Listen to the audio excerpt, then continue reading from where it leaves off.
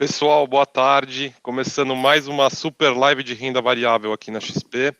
Eu sou o Gabriel de Almeida Prado, advisor de renda variável do núcleo de alta renda da companhia. E hoje eu trago um convidado super especial. Ele é CEO da BlackRock Brasil, Carlos Takahashi, famoso Kaká. Tudo bem, Kaká? Como vai? Tudo bom, Gabriel? Boa tarde. Prazer estar aí com vocês. Obrigado pelo convite. Tudo em ordem. Vamos lá. Vamos lá, o prazer é todo nosso. Kaká, antes de começar a live, né? Hoje o tema especial dessa live é BDR e ETFs, tá? Mas antes de começar, eu queria que você contasse um pouco para a gente qual que é o seu currículo, a sua expertise de mercado, né? A gente sabe que você tem passagem pelo Banco do Brasil, trabalhou no Private do Banco do Brasil, Corporate, foi conselheiro da Rap Vida, foi conselheiro também do Votorantim. Queria que você contasse um pouco para a gente, por favor. Pois é, é uma história longa, relativamente longa, né? Comecei muito cedo no Banco do Brasil, aos 14 anos, e lá fiz um bom pedaço da minha carreira profissional. Esse pedaço é perto de 35 anos, né?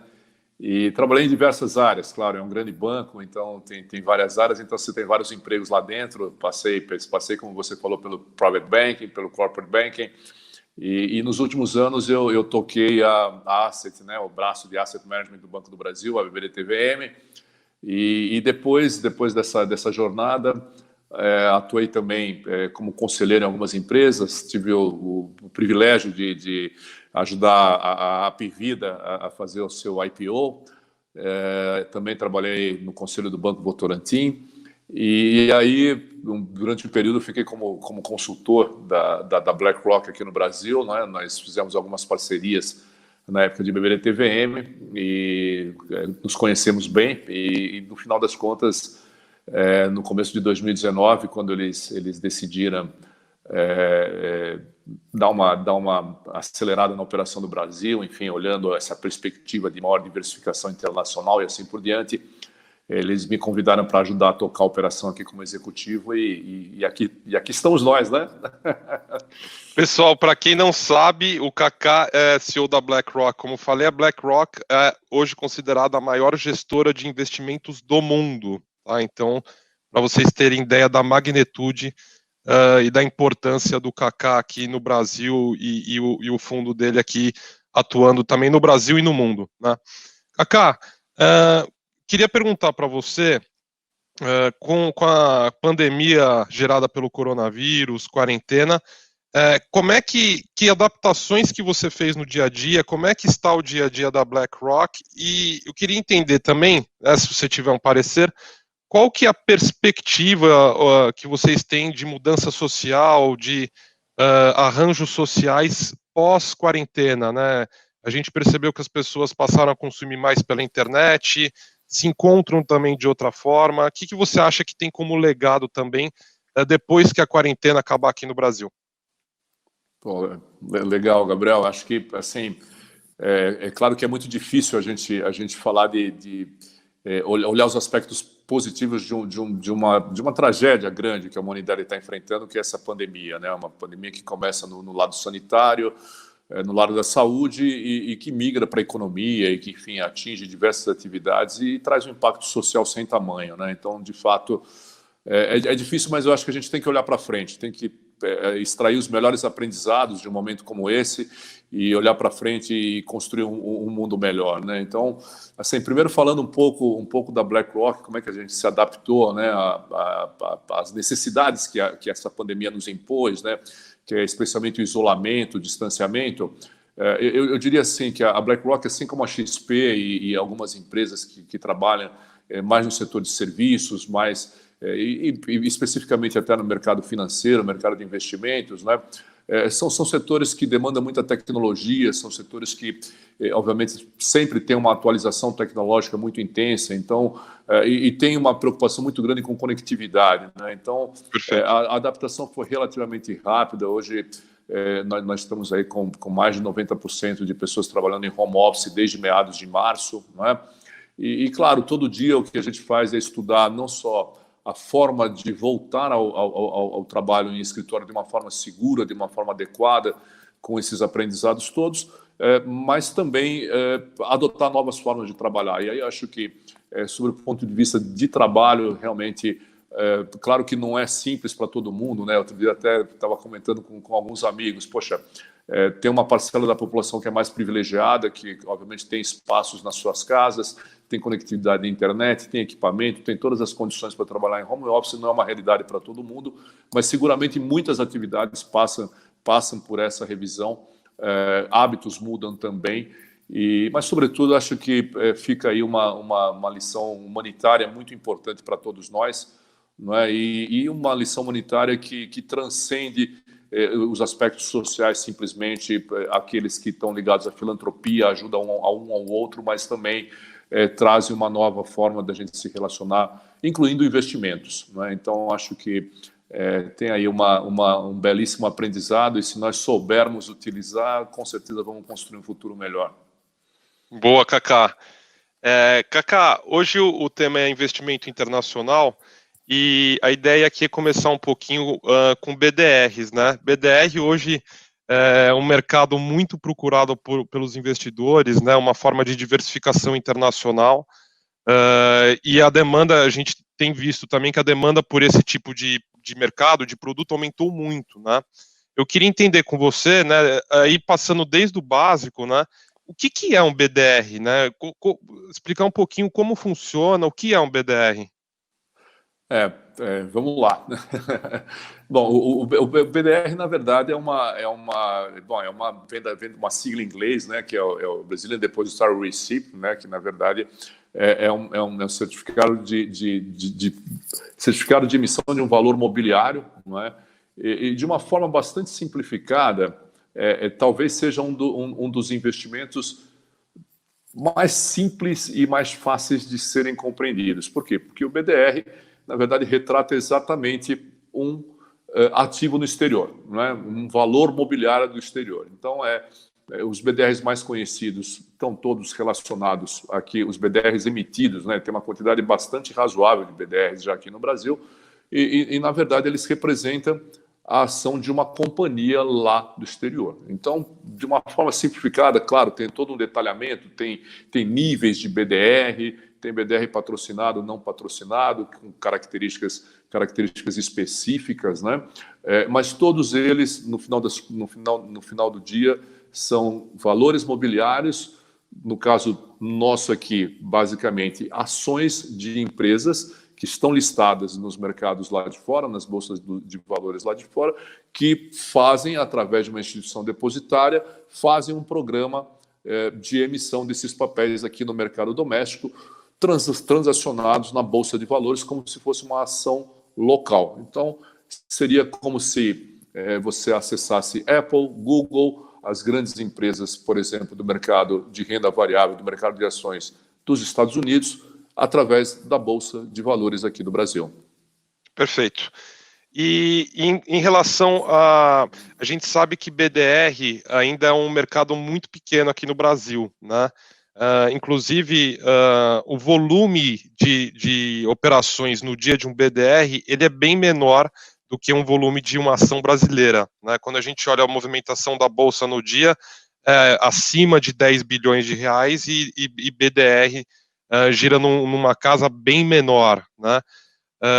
Eu queria entender com você, Kaká, qual que é a eficiência de se investir nesse mercado. A gente está falando de BDR, o investidor que quiser colocar dinheiro agora, ele consegue sair fácil do papel ou não? Tem liquidez esse mercado hoje? Como é que você enxerga isso? Olha, bom, primeiro, claro, tem uma questão que acho que antecede, né? Que, na verdade, assim, de fato, essa é uma observação muito importante que você fez.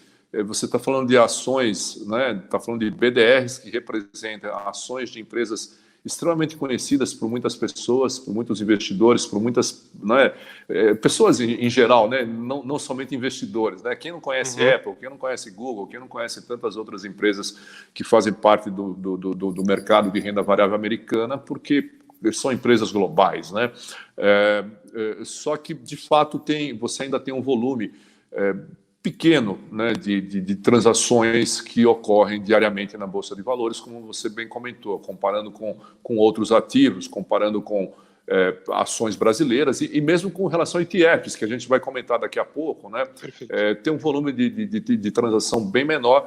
Acho que está muito relacionado ao próprio passado, né, do nosso mercado, do nosso setor de investimentos, do nosso mercado de investimentos, onde o cenário de taxas de juros altas e mesmo ela baixando, você sempre ficava na cabeça que daqui a pouco vai subir de novo, né? Então, de fato, foi um mercado que sempre ficou com um olhar muito, muito voltado para a renda fixa, né?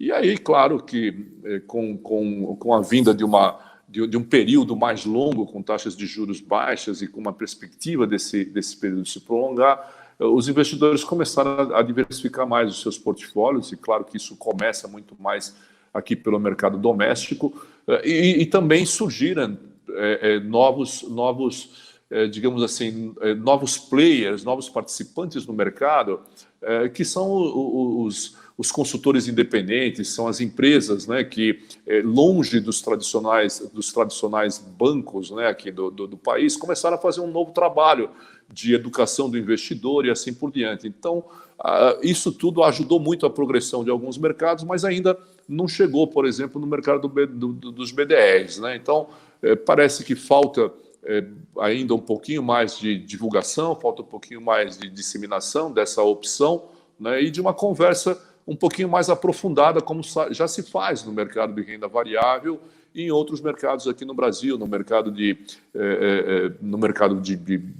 investimentos no setor imobiliário, né, com os fundos imobiliários, crédito, né, como FDICs e outras alternativas que você tem.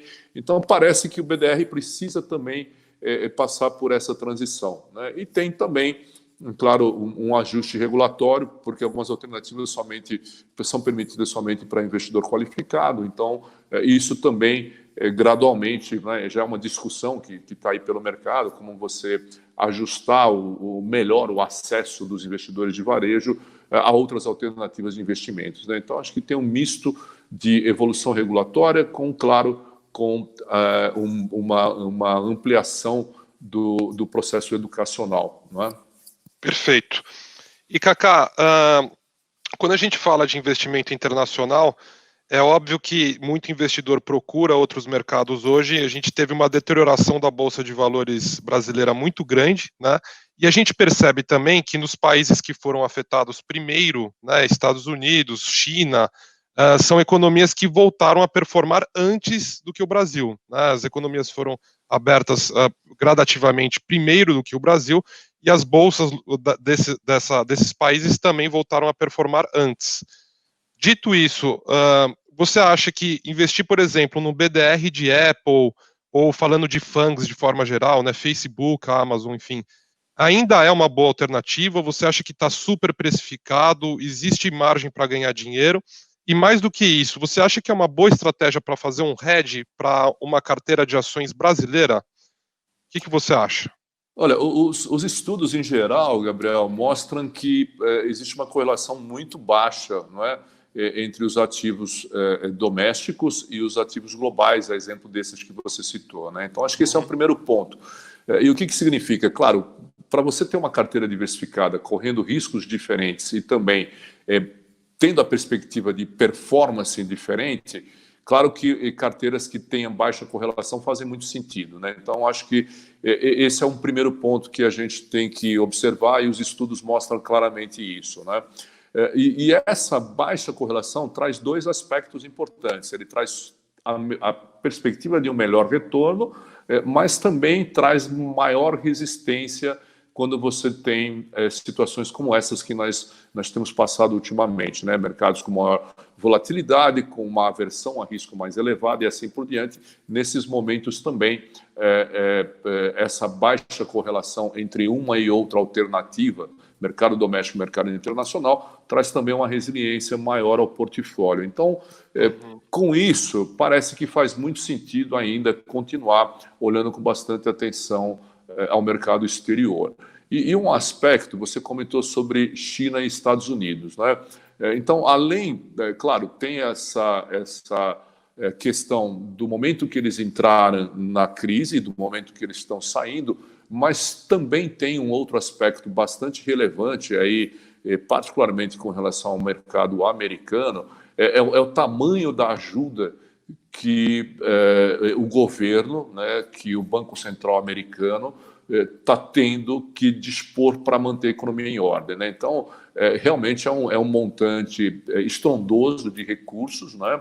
E às vezes dá até a impressão que esses recursos são infinitos, né? Porque de repente se discutiu uma ajuda numa semana, dali uma semana já tem uma nova discussão de mais ajuda, vai daqui, vai da acolá, e no final das contas se aprova a medida e os recursos são colocados para tocar a economia adiante, né? Então, isso tudo traz uma capacidade de recuperação bastante importante. E você citou, o outro ponto importante, Gabriel, você citou alguns ativos, algumas empresas, né, que elas estão se mostrando bastante diferenciadas nesse momento e que, possivelmente, no futuro, elas vão estar melhor ajustadas para o novo cenário que a gente vai ter, né? Então, a Amazon acho que é um grande exemplo, né? A Amazon, ela, claro, quem não fez um pedidozinho lá na Amazon nesse período, eu diria assim... Eu fiz vários, viu, Cacá? Quem não usou, pois é, né? Então, quem não usou muito mais Amazon do que qualquer outro canal para fazer suas compras, né? E vamos combinar, as pessoas compraram desde o que é básico, né? Desde a sua cuequinha lá, que já estava começando a faltar, até chegar em eletroportáteis, fone de ouvido, né? Que aí está todo mundo também precisando melhorar seu aparato aí para ficar nessa forma de trabalho. Então, isso tudo mostra que a empresa seguramente vai continuar tendo um potencial enorme, assim como outras aí que você comentou, né? Para você ir para a Amazon, você pesquisa o seu produto, parará, você está lá no Google, né? Você está lá acessando, procurando, pesquisando. Então, isso tudo acho que faz com que esses ativos internacionais que você comentou continuem tendo um desempenho interessante, porque eles são resistentes, não só em função das medidas macroeconômicas que estão sendo adotadas nos mercados onde elas estão, mas também porque seus fundamentos e suas perspectivas de negócio são positivas. Perfeito, perfeito, Cacá. Uma dúvida que surgiu agora na live, perdão, talvez você saiba responder muito bem. BDR é um ativo dolarizado? Ele é um ativo que está atrelado ao dólar, mas ele está em reais no mercado brasileiro, né? Você adquire o BDR aqui em real, porque ele está listado aqui na Bolsa de Valores brasileira. Mas ele tem correlação com o dólar na medida que ele está atrelado diretamente com uma empresa que está lá no mercado exterior, quer dizer, com dólar ou enfim, na moeda do país onde esse ativo base está listado, não é? Então, basicamente, falando aqui do que nós temos no Brasil, claro que o dólar tem influência, não é? Perfeito, perfeito. E, Cacá, quando a gente fala de BDR, né, você comentou para a gente que a negociação é exatamente igual a ações, né? Você consegue fazer pelo home broker, enfim.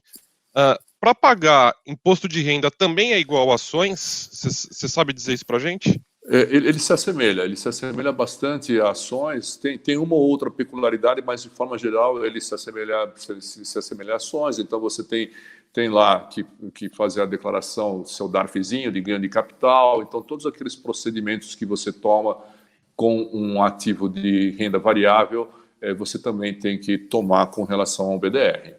Perfeito. Eu acho que a dúvida de muita gente aqui, né, para quem não sabe, a BlackRock é gestora de vários ETFs aqui no Brasil, né? É um mercado que tem crescido muito nos últimos tempos, também com essa ideia de diversificação de portfólio. Eu queria também já linkar uma coisa na outra, Cacá. ETF, também investimento com possibilidade de ser feito lá fora, né, aplicando em ativos que estão posicionados lá fora. O que é um ETF? Como funciona? Explica um pouco melhor para a gente. Tá, legal. Bom, primeiro ponto, né, esse comentário que você fez, realmente aqui localmente, né? E mesmo eu vou falar um pouquinho também de uma alternativa local de investimento no exterior através de ETF. Mas de fato esse período, ano passado foi um ano relativamente bom para os ETFs aqui no Brasil, mas esse início de ano, particularmente depois no pós-carnaval, né, que foi quando a crise bateu aqui mais fortemente, né, todo mundo voltou, nem tinha guardado a fantasia, já tinha que encarar esse desafio enorme, né? Então naquele período nós começamos a notar um ponto muito interessante, foi o volume de transação, de negociação de ETFs aqui na Bolsa do Brasil, e um pouco diferente do comentário que eu fiz com relação ao BDR. Nós tivemos dias aqui, pelo menos 3, 4 dias, com certeza, bem no olho do furacão, em que o ETF foi mais transacionado na Bolsa de Valores, aí particularmente o nosso ETF, que é o BOVA11, né, que retrata a Bolsa de Valores de São Paulo, teve um volume de transações superior a todos os ativos da Bolsa. Isso significa dizer que teve um volume superior a Petrobras, a Vale, a quem quer que seja, né? Enfim, as grandes blue chips brasileiras, né? Então, realmente foi algo que foi muito marcante, né?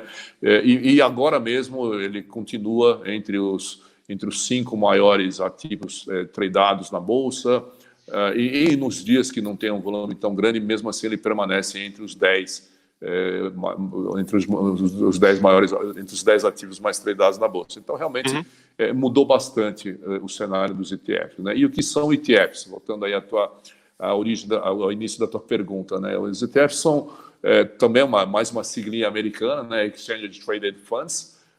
Então, são fundos, né? Eles são fundos, tá? Então, é um produto híbrido, porque ele é um fundo, mas que transacionado no ambiente de bolsas de valores como se fosse uma ação. E via de regra, os ETFs representam um índice, né? Então, você segue um índice. Daí na sua essência, o ETF ser considerado um produto passivo, né? Porque ele segue um índice, né? Então, você tem um ETF que segue Bolsa de Valores de São Paulo, você tem um ETF que vai seguir ETFs internacionais, que seguem S&P 500, que segue MSCI Global, e assim por diante. A gente pode falar um pouco sobre isso mais adiante. Com certeza vai ser proveitoso. O ETF, ele é negociado em bolsa, mas ele é um fundo. Por ser fundo, existe a taxa de administração e a taxa de performance para esse tipo de produto? Via de regra, taxa de administração. Ele é um produto que tem taxa de administração, e ele carrega também alguns custos que são característicos de um fundo, né? Então, custos de registro e assim por diante, né? Auditoria, todas esses procedimentos que estão relacionados ao fundo de investimento. Perfeito. O processo de abertura de um ETF, imagino que seja muito parecido. A gente está falando de um ativo negociado em bolsa. Ele é parecido com abertura de ações, com IPO, com abertura de mercado de uma companhia, ou não tem nada a ver? É mais similar à abertura de um fundo? Ele tem semelhança, não é?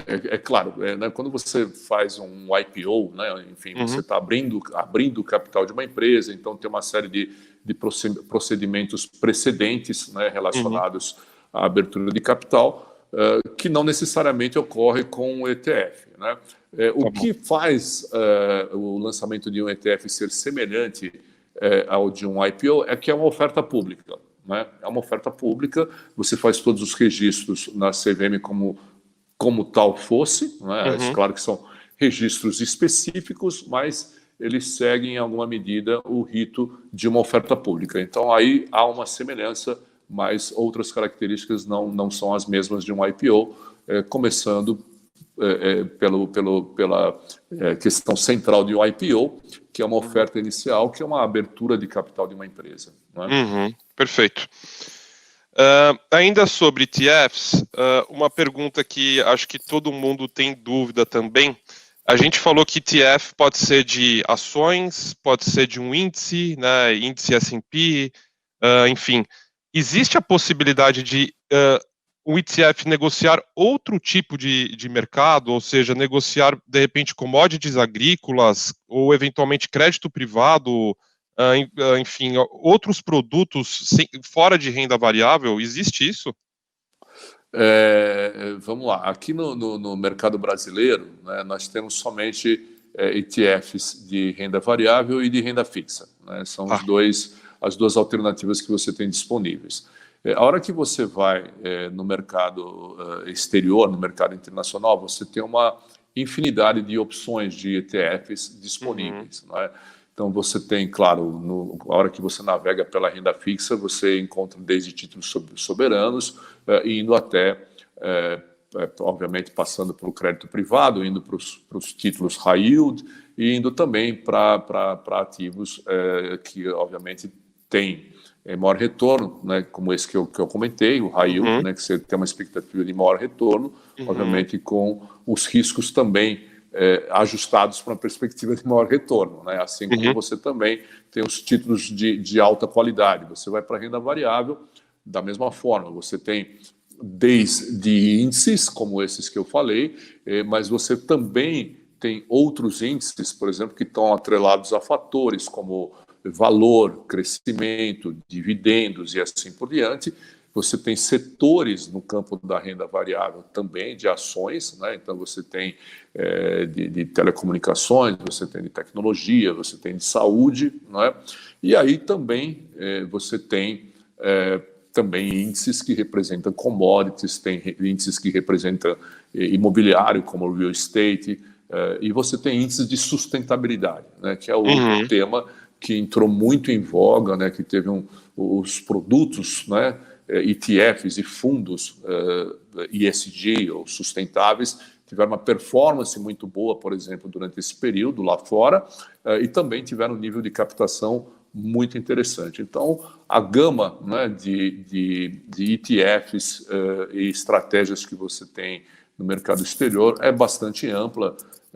São aí perto de 750 ETFs, né, no nosso caso, que nós temos aí no nosso portfólio global. Excelente. Para quem não sabe, a BlackRock também faz gestão de ETFs, né, conforme eu comentei, e um deles, talvez seja um dos mais especiais e mais procurados hoje, é o IVVB11, né? Kaká, você pode falar para a gente como funciona o IVVB11, o que é o IVVB11? O IVVB11 é um ETF local, ou seja, um ETF que é negociado aqui na Bolsa de Valores brasileira, na Bolsa de Valores de São Paulo, né? Então esse é um primeiro ponto importante, e ele é praticamente, ou ele é literalmente o espelho do nosso IVV, né? O nosso IVV é o ETF que a gente chama de ETF Core, o ETF central, que está lá fora, que retrata o S&P 500, que é o principal e mais antigo índice de Bolsa de Valores do mundo, né, que retrata as 500 maiores empresas da Bolsa de Valores americana. Então, ele é o nosso IVVB11, né, que retrata o S&P 500, na verdade, ele é o espelho de um outro, né, que é o IVV, que está lá fora, esse sim retrata o índice, então portanto, isso traz algumas características muito interessantes, quer dizer, além do índice em si, que, como eu falei, é um índice amplo, profundo e testado ao longo de uma história muito longa, né, que representa as principais empresas da economia americana. Ele também, pelo seu tamanho e tudo mais, obviamente é um ETF que tem uma liquidez imensa, né? Ele também a gente pode explorar um pouco essas características do ETF, que eu acho que é legal para o nosso investidor saber, né, quais são as características que fazem que o ETF seja relevante enquanto alternativa num portfólio de investimentos, né? Então, mas o IVV tem todas essas características e é dessa forma como ele funciona. Perfeito. E de novo, né, acho que é legal, interessante comentar também, tem muito investidor hoje aplicando em dólar, né? Dólar ele veio numa crescente muito forte esse ano, e também, quando a gente olha para contexto internacional, se torna interessante colocar dinheiro nos Estados Unidos. Com isso, é válido ressaltar também que o IVVB11 também tem uma carga importante em dólar por ser um ETF que negocia S&P 500, que está atrelado às 500 ações mais negociadas dos Estados Unidos, né? Perfeito, Então, perfeito. Ele tem a questão cambial, a questão do dólar envolvido, com certeza. como alternativa hoje, Cacá, você acha interessante diversificar usando o IVVB11 ou, de repente, usando outras estratégias com fundos de dólar ou, eventualmente, até derivativos para fazer essa parte de diversificação internacional? O que você enxerga como mais eficiente, enfim? Bom, primeiro ponto, né, indiscutivelmente, a diversificação internacional, ela mais do que nunca, né, e hoje, ainda mais hoje, né, no dia de hoje, que você vê lá mais ainda que esperado, né, o corte da taxa da taxa Selic, mas sempre vem aquela discussão, né, agora nós estamos falando de taxa de juros reais negativa, e com uma perspectiva de permanência durante um período muito longo nesses mesmos patamares, né? Então, mais do que nunca, a diversificação tem que estar na pauta dos investidores, e a diversificação internacional mais ainda, não é? E aí, quando você vai para a diversificação internacional, acho que você tem que considerar todos os veículos, todas as formas de você realizar essa diversificação e qual se adequa melhor ao seu próprio perfil, né? Ao seu próprio perfil. E, claro, você não precisa só utilizar fundos, você pode utilizar um pouco de S&P, de IVVB11 para trazer o S&P 500 para sua carteira. Você pode eventualmente, poxa, gosto um pouquinho mais disso, daquilo, não é? Posso trazer um BDR para minha carteira, enfim, eu acho que a diversificação também tem que passar por isso, né? Não basta você simplesmente ir para o exterior, não é? Você tem que também pensar de que forma, quais veículos, para obter que tipo de retorno você gostaria de fazer a alocação, não é? Então, o IVVB11, qual é a facilidade dele? Ele está aqui, você vai investir no exterior com um produto que já está aqui disponível, você vai lá na XP, né, na corretora, e faz lá o seu investimento no IVVB11, né? Você tem todas as informações aqui, você tem tudo que precisa aqui localmente, você tem que abrir uma conta lá fora, enfim, fazer operações um pouco mais sofisticadas, né, para você acessar o mercado. Então, esse é um ponto extremamente favorável. E o outro, que acho que quando você começa a ter uma experiência nova, não é, você também quer ter informação, você quer acompanhar, você quer ter alguma coisa um pouco mais amigável nesse processo, não é? Para que isso auxilie o seu aprendizado. E aí o IPVB11, por ser um produto listado em bolsa, não é? Aqui você vai ter tudo ali bonitinho, vai ter informações em português e assim por diante. Então, são formas, né, mais fáceis, mas tem aquele lá que já gosta de talvez de uma outra alternativa, um outro caminho para fazer esse investimento. Eu acho que o importante é diversificar e você tem alternativas para fazer isso, e o VVB11 é uma delas, sem dúvida nenhuma. Perfeito. E ainda, aproveitando o tema do IVVB11, Cacá, qual que é a perspectiva de vocês para a Bolsa Americana? O que vocês estão enxergando por aí? Olha, assim, a gente, digamos assim, a BlackRock não é uma casa, né, obviamente, de fazer esse tipo de call, né? A gente, sei lá, é uma gestora de longo prazo, aquela coisa toda, né? Mas, de uma forma geral, é o que eu falei, né? Um pouquinho, né? Deu uma pitada, né? Uma pincelada nesse ponto. A gente tem uma economia, a economia americana, além da ajuda toda, né? Como eu comentei, está tendo uma ajuda enorme do governo, está tendo um suporte muito grande para se recuperar. É uma economia que, em todas as crises, ela se mostra bastante resiliente. Você vê em muitas das crises que nós tivemos aí para trás, é uma economia que se reinventa e que sai mais forte lá na frente. Então, a gente olha, né, o momento que surgiram as Facebooks da vida, depois as Amazon se fortaleceram, Google. Então, é uma economia que tem características que chamam muito a atenção, não é? É claro, você tem lá a nova Ásia, né? Ou seja, a Ásia menos Japão, né, por exemplo, que também tem mostrado muita velocidade, né, em muitas questões, e também se mostram bastante resilientes, né? Então, se nós olharmos tudo isso, né, aí olhando sobre uma perspectiva macro e também, como eu falei, de uma forma fundamentalista, a impressão que a gente tem é que as oportunidades vão continuar aí pelo caminho do mercado de renda variável americano. Excelente, excelente.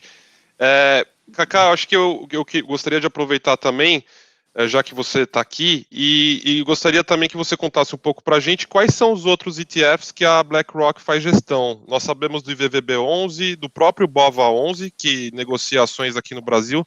Se não me falha a memória, hoje gira num portfólio entre 70 ou 80 ações, me corrija se eu estiver errado, mas eu queria que você contasse um pouco para a gente, BOVA11 e outros ETFs que vocês também administram. Tá, bom, como você falou, o BOVA11 é o principal ETF, eu diria, é o principal ETF do mercado de ETFs brasileiro, né? Porque Perfeito. Ele, além de ser o primeiro ETF, né, que foi praticamente o primeiro, né? Porque tem um outro produto que é classificado como ETF, mas não veio bem como um ETF, né? Mas ele tem as características, né? Mas efetivamente depois do ingresso depois do surgimento dos ETFs, o BOVA11 é o ETF mais antigo que a gente tem, é o maior e é como eu falei, né? E aí, falando do BOVA11, eu vou estar falando dos ETFs como um todo, que é uma característica, né? Quais são as características que fazem efetivamente um ETF ser um instrumento bastante eficiente de investimento, né? Então, primeiro, sem dúvida nenhuma, é a transparência, né? Então, por ele ser tradado na Bolsa de Valores, ter preço, enfim, tudo isso faz com que ele seja um instrumento extremamente transparente. O outro ponto é a liquidez, né? Então, você tem a liquidez intraday, né? Então, você tendo a liquidez intraday, você tem toda a possibilidade tanto de defender a sua carteira, quanto de buscar melhores retornos, quanto se posicionar mesmo a longo prazo. Então, no final das contas, você consegue ter esses três olhares, né, ao você utilizar um ETF, né? E eficiência, no final das contas, porque você está lá, em vez de você pegar ação por ação, no caso de um ETF de renda variável, você tem todo aquele conjunto de ações dentro de um índice, né, o que torna muito eficiente. Se você quiser, por exemplo, fazer estruturar uma carteira recomendada para seguir muito perto o índice, você vai ter que comprar ação por ação, vender ação por ação e assim por diante, que se torna extremamente ineficiente e custoso. Então, entra aí sim, né, já falamos de eficiência, entra a outra variável, que é o custo. No final das contas, perfeito, acaba sendo um produto com custo muito adequado, né, para uma exposição em renda variável de forma ampla, né? Então, o BOVA, ele no final das contas, ao longo da sua história, ele conseguiu, né, preencher todas essas características, né? Então, ele tem um volume bastante interessante, tem um volume de trading, de negociação muito forte, uma quantidade de investidores também muito grande já. Claro, queremos ter mais, sem dúvida nenhuma, e a XP vai nos ajudar nisso, né? Mas com certeza, seguramente temos já uma evolução muito grande na quantidade de investidores. Então, tudo isso faz com que ele seja um produto que a gente entenda assim, puxa vida, esse é o ETF que a gente gostaria de ter, né, desde a sua origem, porque ele tem as características do que é um ETF, né? Fora o BOVA11, a gente tem o Small, né, que também retrata o índice de Small Caps da Bolsa de Valores, né? E ele também andou super bem, né? 2019 foi um ano muito bom para ele, e alguns períodos aqui também as pessoas começaram a enxergar algumas empresas, né, que fazem parte do índice de Small Caps que poderiam ser também beneficiadas nesse período, e assim o volume também cresceu significativamente. E depois a gente tem mais que é o Brax, né, que representa o IBRX 100 da Bolsa de Valores, né? Então já é um pouquinho mais nichado, mas também é um outro produto bastante interessante. Tem o ECO, né, o ECO 11, que retrata o índice de carbono da Bolsa de Valores, né, um índice até que parece que a Bolsa está fazendo uma revisão, tanto no ECO quanto no ICO, no caso, né? Como também no Easy, né? Esse aí nós não temos, né? Mas o índice é o índice de sustentabilidade que, digamos assim, está um pouco tá no mesmo espaço onde está o ICO, né? Que trata de questões de sustentabilidade, governança e assim por diante. Então, esse é um outro produto que nós temos, o ECO, e o IVV11, IVVB11 que nós estamos falando, né? Que é o que retrata o S&P 500, a Bolsa de Valores dos Estados Unidos, as 500 maiores da Bolsa de Valores dos Estados Unidos. Então, esse é o nosso portfólio de ETFs disponíveis aqui no Brasil. Perfeito, excelente, excelente. Então, só retomando, a gente está falando de BOVA11, IVVB11, Small, Brax e Eco. Lembrando que o IVVB11 é justamente o ETF que aplica lá fora, né?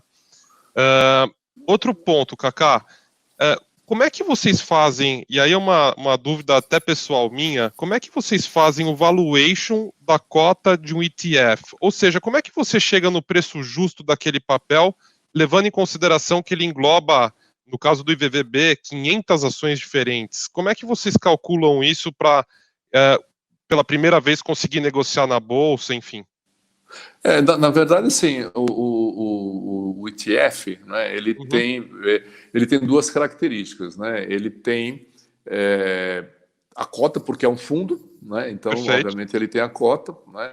E o que vai acontecer com a cota? O ETF tem uma característica que as negociações que ocorrem com ele, claro, você tem market maker, você tem digamos assim, todo o ecossistema de um ETF, né, que faz com que ele se movimente e que esse movimento traga aderência ao índice, né? Esse é o principal ponto. Na verdade, o que seria o equivalente ao valuation dele é você dar aderência ao índice que ele está seguindo, né?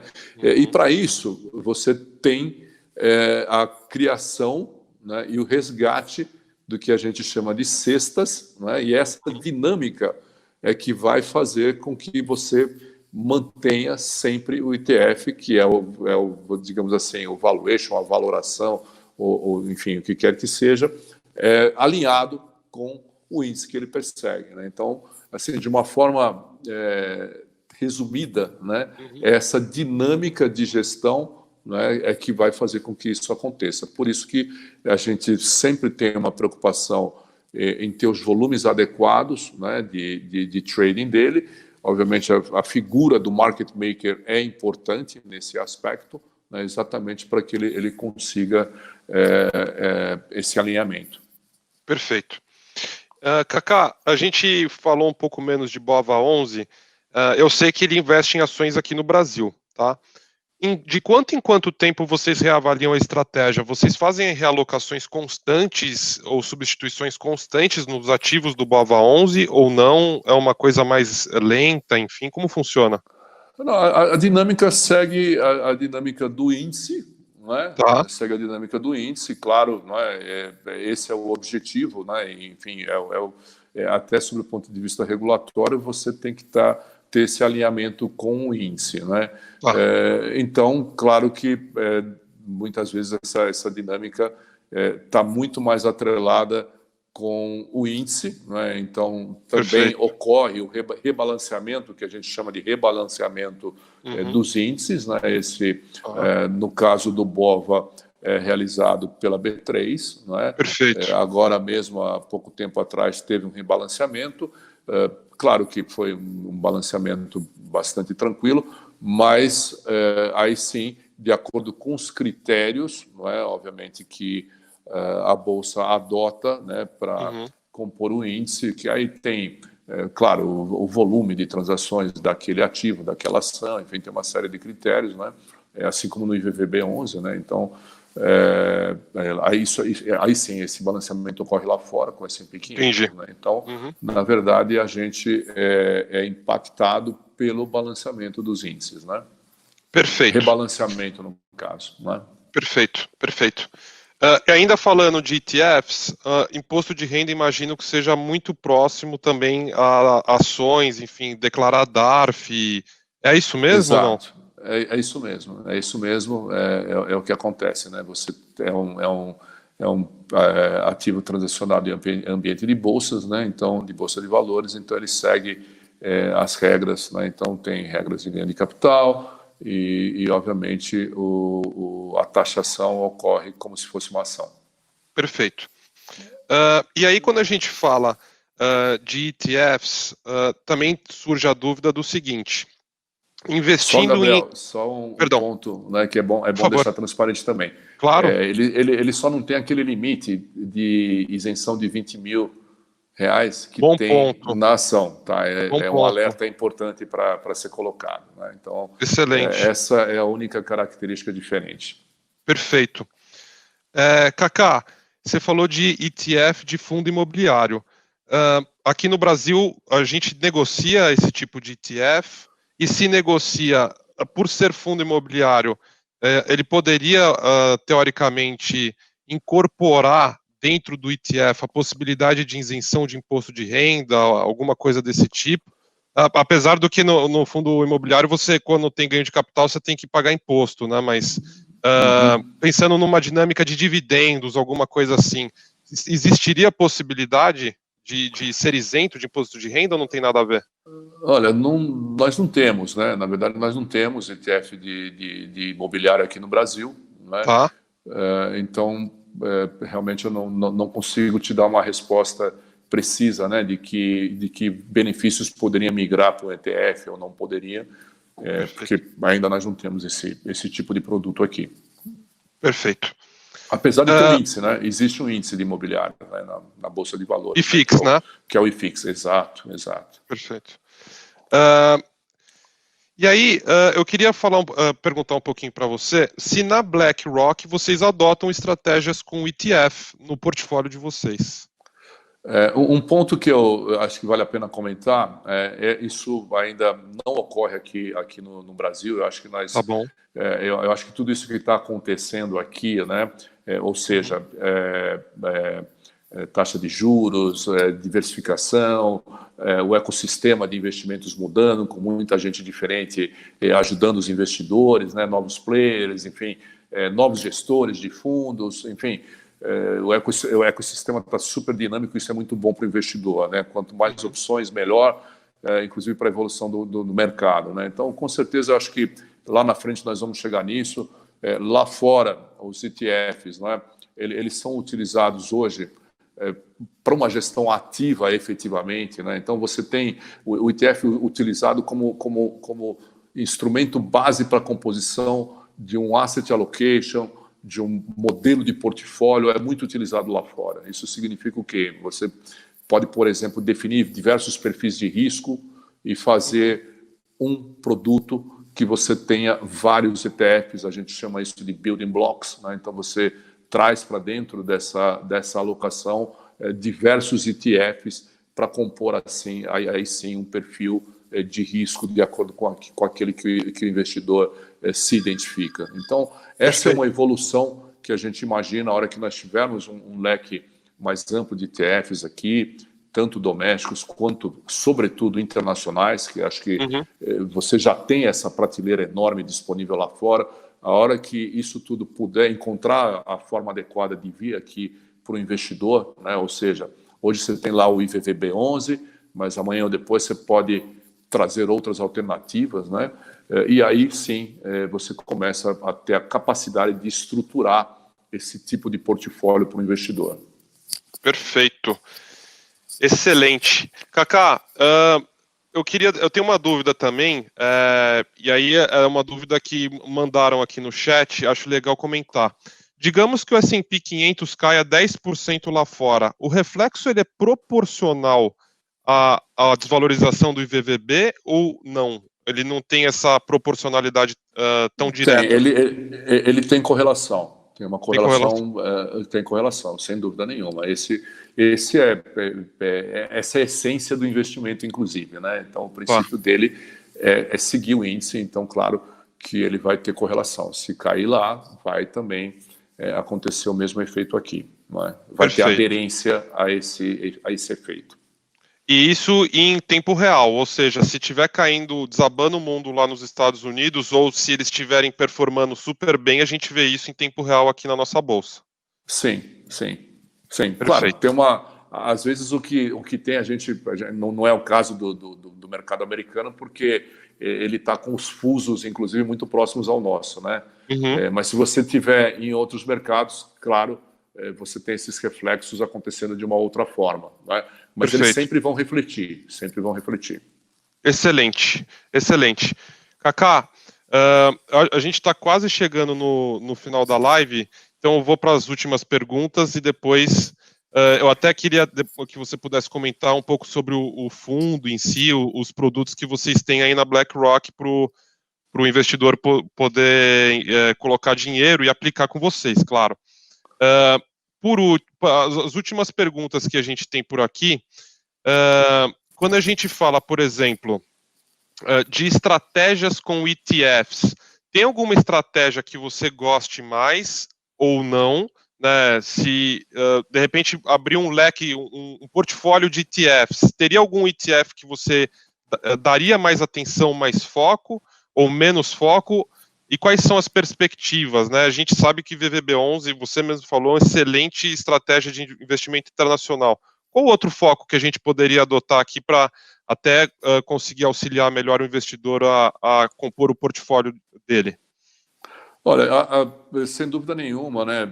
O IVVB11, como você falou, é uma ótima opção, enquanto, já que nós estamos falando aqui um pouco mais sobre ETFs, né? Uhum. Do portfólio da BlackRock de ETFs, mas claro que na medida em que a gente possa ter. Aqui nós estamos falando mais de disponibilidade, o que nós temos de disponível para o investidor, né? Então, Uhum. de fato, o que nós temos hoje é o IVVB11 enquanto Perfeito. a melhor alternativa de investimento no exterior. Espero, claro, que a gente continue evoluindo o mercado de capitais aqui no Brasil e Uhum. que a gente permita, de uma forma transparente, uma forma segura e com bons preços, trazer outras opções de ETFs internacionais aqui para o Brasil também. Acho que essa é uma agenda importante para a gente trabalhar. Nós temos aqui, além dos ETFs, a BlackRock tem feeder funds, né? Então nós temos a exemplo de possivelmente outras casas que estão falando sobre diversificação internacional. A gente também tem uma parceria com a XP nesse sentido, não é? E então nós temos ali um fundo que chama Dynamic High Income, né? Que Perfeito. é um fundo bastante ativo, né? Que busca digamos assim, um retorno que seria o equivalente de dividendos interessante dentro do fundo. Então, os ativos que ele opera, né, a estratégia é muito voltada para esse tipo de retorno. Então, é um produto bastante interessante. Nós colocamos na XP no ano passado Perfeito. e continuamos discutindo outras opções, né? Então, nós temos mais 2 feeder funds aqui no Brasil, né, que destinados aí as pessoas físicas, né? Então nós temos o Global Bond Income, né? Que obviamente está mais no campo da renda fixa, né? Uhum. E nós temos um outro que é o Event Driven, né? Esse é um Perfeito. produto interessante porque ele trata de eventos do mercado corporativo, né? Então desde impactos que uma empresa possa ter com troca da diretoria e composição do board, passando por M&As, fusões e aquisições e assim por diante, né? Então, eventos corporativos que possam trazer algum impacto positivo na empresa e, portanto, um retorno interessante. Então, tem Muito legal. aí essas estratégias, né, que a gente tem trazido aqui para o Brasil também, além, Uhum. obviamente, do grande foco que a gente tem nos ETFs, né? E no Perfeito. final do dia, né, Gabriel, de fato, é hora de pensar em diversificação, é hora de olhar de uma forma abrangente e sempre considerando que diversificação é uma soma, não é uma substituição. Com certeza. Né? É algo que você adiciona, não é algo que você troca um pelo outro. Né? Com certeza. Kaká, para quem não sabe, tá? O fundo BlackRock Dynamic High Income, ele está aberto na XP, é distribuído pela XP, ele é um fundo D+4. É isso mesmo, né, Kaká? Ele é D+4, né? Exato. E o portfólio dele em si, não ficou tão claro para mim, exatamente no que ele investe, só para esclarecer um pouco melhor. Ele, na verdade, ele investe, ele é um fundo, digamos assim, que investe de uma forma diversificada, né? Tá. Ele, digamos assim, não é um fundo totalmente direcional num tipo de ativo, né? Perfeito. Ele busca ativos tanto de renda variável quanto de renda fixa. Perfeito. E que tenha essa característica que eu comentei, né? Que eles proporcionem retornos, né? Do tipo bônus, dividendos e assim por diante, que sejam interessantes, né? Então, basicamente, é essa estratégia que ele adota. O último dado que eu tenho aqui, me corrija se eu estiver errado, tá? Mas eu vi que Claro. a performance do último mês dele foi acima de 2%, o que até me impressionou, né? Visto que 2% hoje a taxa de juros Selic do Brasil no ano, né? Ele conseguiu entregar no mês, é isso mesmo? Ele é um fundo, ele está se recuperando bem, não é? Claro, a exemplo de muitas estratégias, ele teve um período que sofreu um pouco mais, mas ele vem tendo uma boa recuperação, Sim. E com risco extremamente baixo, né? Hoje a gente tem um indicador aqui na XP de 0 a 100 medindo o nível de risco dos fundos. É um fundo internacional da melhor gestora do mundo, com um nível de risco entre 0 a 100 em 15, né? Então, para colocar esse tipo de ativo no portfólio com certeza muito saudável, né? Fiquei bem impressionado, na verdade, com o nível de risco-retorno do fundo. Dentro dessa estratégia de gestão que ele adota, ele olha ativos de qualidade, né? Então essa é uma outra característica importante que ele tem, que é o que faz, obviamente, com que ele tenha um nível de risco bastante baixo. Excelente, excelente, Kaká. Kaká, muito obrigado pelo seu tempo, foi um prazer enorme receber você aqui hoje. A gente sabe que a sua rotina é muito corrida, então eu queria agradecer novamente pela disponibilidade, tá? E para quem quiser saber um pouco mais sobre o fundo da BlackRock, ele está aberto aqui na XP, como eu disse, a aplicação mínima é apenas R$10.000, então um fundo de fácil acesso, tá? Kaká, deixo a palavra com você. Bom, eu que te agradeço, Gabriel. Obrigado pelo convite, obrigado por estar participando de um pedaço, né, desse dia super bacana que vocês colocaram aí na agenda da XP, né, de trazer a diversificação internacional numa perspectiva ampla e profunda, abordando várias opções para os investidores. E é isso que o mercado precisa, né? O mercado precisa de informação, precisa de discussão, precisa de conhecimento e assim, e é dessa forma que você vai obviamente, ajudar os investidores a tomarem boas decisões e assim garantir o seu bem-estar financeiro futuro, né? Que no final do dia é esse o grande objetivo que todos os investidores possuem, né? Então, é um privilégio muito grande estar participando dessa forma e está aí, né? A tecnologia nos ajudando a humanizar as relações, né? Na verdade, nós estamos muito mais próximos do que um sinal de Wi-Fi ou qualquer coisa que seja, né? Então, isso é super bacana, parabéns pelo evento e sucesso, né? Que ainda tem aí um bom pedaço de dia aí para vocês percorrerem, mas muito obrigado mesmo, foi super bacana estar aí com vocês. Kaká, o prazer é todo nosso. Desejamos a você uma jornada excelente na BlackRock também, muito sucesso. Investidor que estiver nos ouvindo agora, foi um prazer estar com vocês aqui no período da 1 às 2 horas da tarde. Fiquem ligados que tem muito conteúdo por vir ainda. Nós vamos até às 8 horas da noite hoje, tá? Lembrando que a assessoria live é de segunda a sexta, das 8 às 8. Então, canal aberto para a gente conversar sobre investimentos. Kaká, de novo, muito obrigado, uma excelente semana e um ótimo final de semana para você. Para você também, Gabriel. Um abraço aí, abraço a todos os investidores aí da XP. E é isso aí, vamos lá, vamos aprender para fazer melhor sempre, né? Então, com certeza. Abraço aí para todo mundo, obrigado, ótimo restinho de semana e ótimo fim de semana. E cuidem-se, né? E cuidem-se, por favor. Pessoal, um grande abraço, a gente se vê.